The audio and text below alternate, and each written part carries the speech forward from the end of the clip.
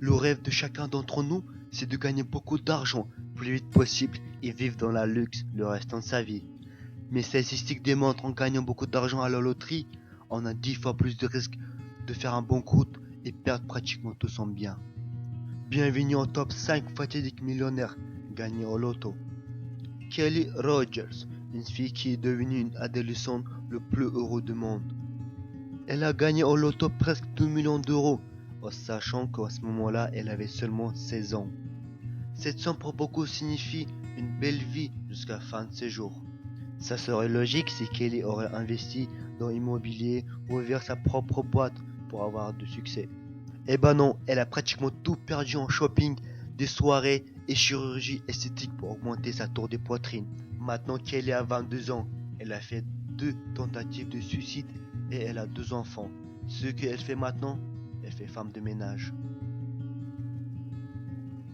En novembre 2002, un Anglais en chômage, Michael Carroll, est entré dans un supermarché pour acheter une bouteille de bière, mais à la place, il a acheté 2 billets de loto. Respect pour lui, non?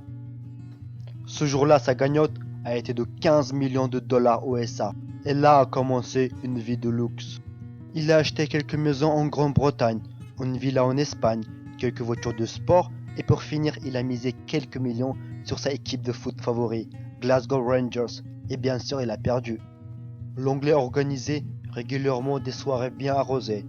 Également, il prenait de la drogue. Et seulement 8 ans après, en 2010, il a tout perdu. Aujourd'hui, Carroll travaille comme éboueur et gagne 5 $ de l'heure.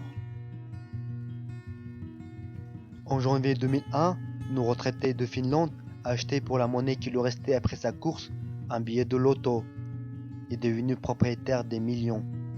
Jusque-là, Nadejda menait une vie ordinaire et travaillait comme femme de ménage. Après sa cagnotte, sa vie a changé.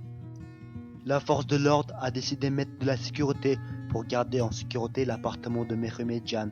Devant l'appartement se réunissaient beaucoup de gens pour faire la manche et se révélaient même de nouveaux membres de la famille. Mais Mehmet-Can ne cédait pas.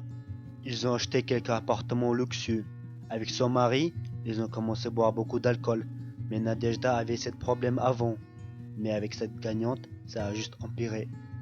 Ils ne sortaient pas des semaines de leur appartement. Cette façon de vivre les a amenés à des maladies. Et 5 ans après, Nadejda Mohamedjan a cédé à l'âge de 52 ans. En décembre 2002, André a gagné 315 millions de dollars au loto. En ce moment-là, même sans sa cagnotte, il était un homme d'affaires assez riche.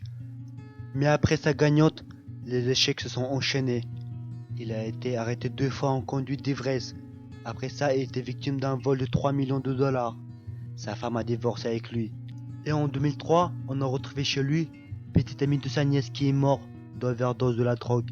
Et seulement quelques mois après, c'est sa nièce qui a décédé également. Et puis c'est fille d'André qui est morte. La cause est inconnue. Finalement, André a dit « Ça sera mieux si je n'avais pas acheté ce foutu billet qui m'a amené de malheur. » En 1996, Jeffrey Dahmer a gagné au loto 20 millions de dollars. Au début, il distribuait généreusement sa fortune. Il offrait à sa famille des immobiliers d'élite, voitures de luxe, ainsi des beaux cadeaux. Après ça, Dahmer avec sa demi-sœur ont ouvert un boîte. Malgré sa générosité, Jeffrey n'a pas pu éviter un fin tragique. Demi-sœur de heureux Jeffrey, Victoria, avec son petit ami a enlevé le millionnaire, a volé toute sa fortune et ensuite la tua. Telle est la vie, voilà c'est tout. N'hésitez pas à mettre un pouce vert en bas de la vidéo si ça vous a plu et abonnez-vous pour pas rater mes prochains tops. Et moi, je vous dis à la prochaine. Ciao.